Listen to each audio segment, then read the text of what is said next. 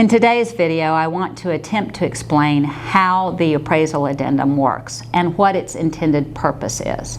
If you understand it, then please disregard this video. If you don't, I'm hoping to show you how it works and help you understand it. Many people, unfortunately, misunderstand the appraisal addendum to confirm or bind a buyer to pay a certain amount above appraisal. That's not what the addendum does. The addendum only affects the loan amount in the contract. Let me read you the partial waiver in the addendum. It says, buyer waives buyer's right to terminate the contract under paragraph 2B of the third-party financing addendum. That's your property approval paragraph. If property approval is not obtained because the opinion of value in the appraisal does not satisfy lender's underwriting requirements and the opinion of value is blank or more.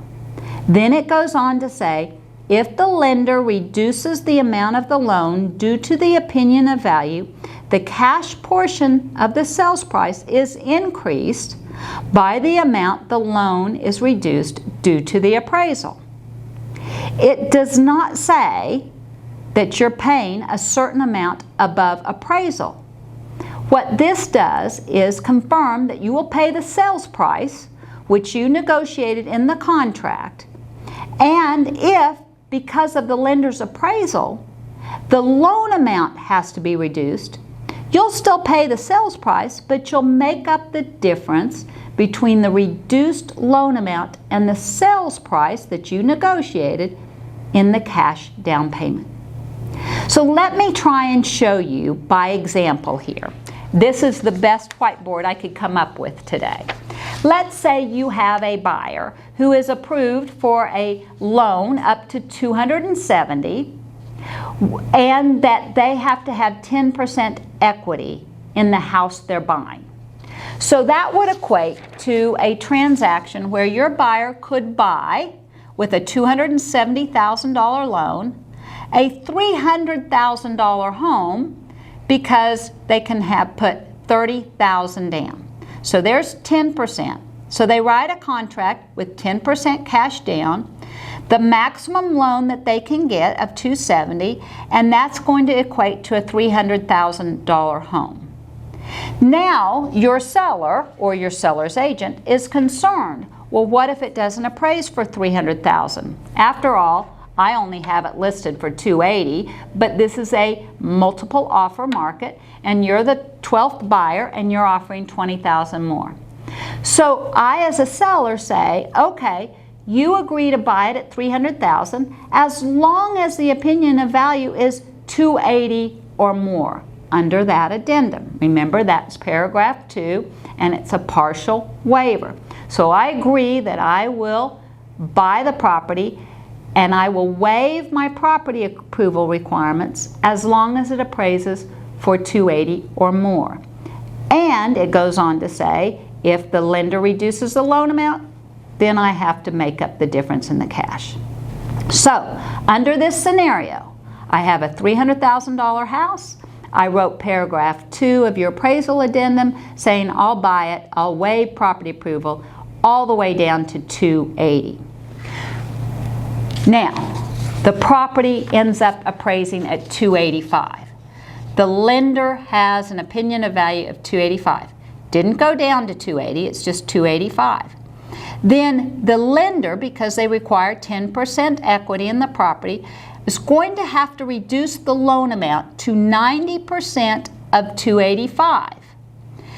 So the loan amount is $256,500. Therefore, under that paragraph 2, the contract is actually amended to be this. The loan amount is reduced to the $256,500, and the cash is increased to $43,500 to make up the difference to $300,000. So again, I'm not paying $20,000 over appraised price. I'm just adjusting when necessary if the lender's opinion of value comes in lower than the sales price, and as long as not lowered than 280. Now let's assume it goes all the way to 280, so the lender's appraisal comes in at 280. Okay, that's the floor that I have to take it. That means the new loan amount that I've committed to already under paragraph 2 is 252. And that means then for my cash, I am going to have $48,000 in cash. This is my new loan amount, 252. So to make up the difference between 300,000 and the 252, I have to up my cash to $48,000. Now, you would never want your buyer to sign paragraph 2 unless you could confirm the maximum additional amount of cash the buyer would have to bring to closing to meet this already amended term, because I already said I will accept it if the lender reduces the loan amount as long as the appraisal doesn't go any lower than 280.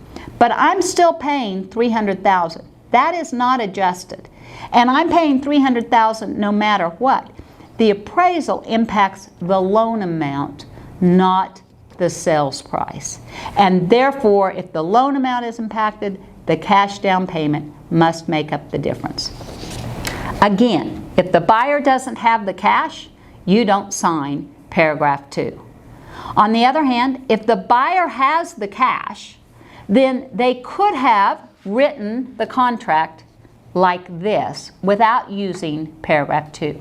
It's the same impact as paragraph 2.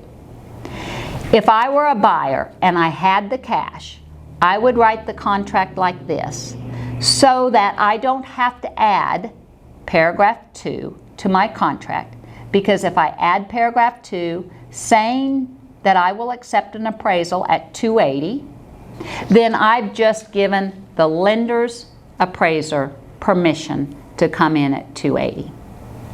On the other hand, if I write my contract with the additional cash down and I'm approved for a $270,000 loan, if the property appraises at 300, because I haven't told the appraiser I would accept something less, if he comes in at 300 and I've been approved for 270, I can ask my lender to borrow the 270.